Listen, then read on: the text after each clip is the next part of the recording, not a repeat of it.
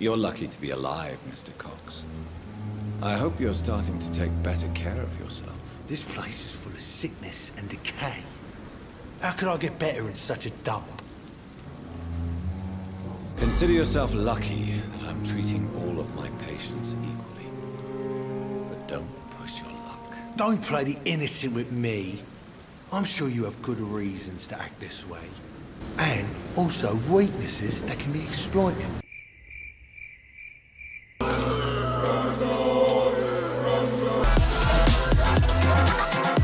What's up guys, today we are talking about Vampyr. Gonna give out my first impression, and this game is interesting, but not in the way I expected it to be.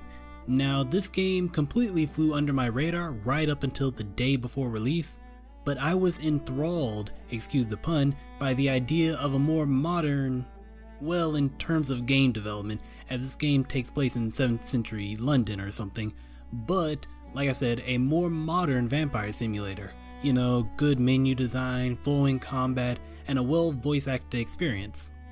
The more cinematic nature of modern games isn't a huge draw, but it can be good sometimes. So how does this game feel to me so far? Well, the game is more detective-ish than I expected.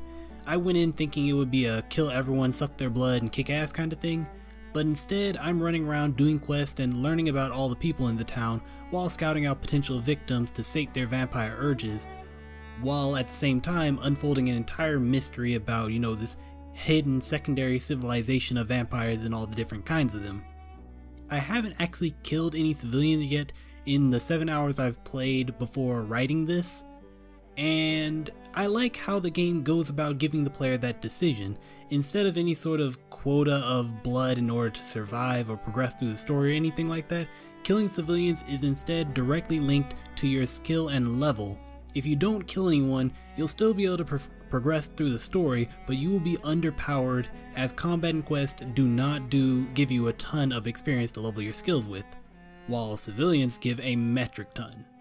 I do hope there are more abilities the farther into the game you go, because at the moment there are only like 19 abilities split between blood-based, brawn-based, and shadow-based skills. I personally hope there are more shadow abilities, as at the moment there are only like 2 or 3 to play around with. Combat in general is fun, but does feel a bit off. I'm not particularly feeling the keyboard key bindings, like holding Q to walk slowly for stealth while still needing to press the WSAD keys to actually move around. A toggle would have been nice for that. The lock on as well confuses me, as apparently quick switching is supposed to be done via swishing your mouse to the left or the right, but I just couldn't get it done, and simply trying to unlock from my initial target and switch to someone else, the camera seemed to always prioritize high priority targets even when you want to kill an annoying side enemy that just so happens to be messing up your attacks. Otherwise, the combat is fun so far. It looks like there will be a fair amount of realistic weapons to use. I'm currently using a two-handed stick as my primary weapon since it comes with a parry button, and my secondary is a hacksaw and shotgun, and you can upgrade these because there's a sort of crafting system, and obviously every game nowadays has to have a crafting system.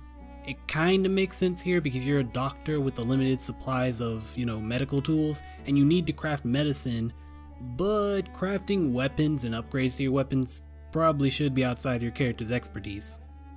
The story is unfolding well. You are a doctor who gets bitten by a vampire and you're on the lookout for who did it, while under the guise of a night shift doctor in order to hide your affliction.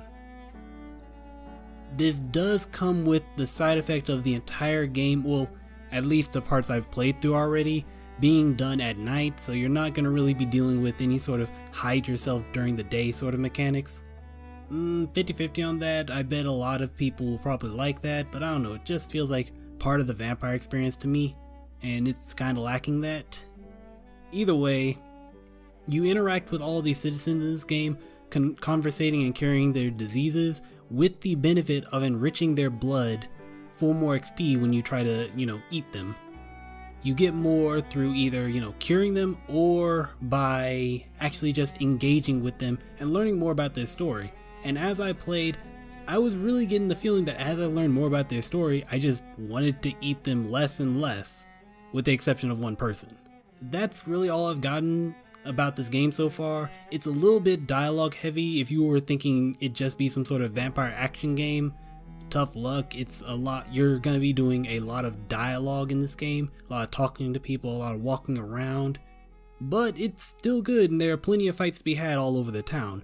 I'm having plenty of fun with this game, so maybe go check it out, and I'll see you guys in the next spotlight. Leave in the comment section anything you think would improve these sort of spotlight videos. I know they're a bit short, but either way, I'll see you guys next time. Peace.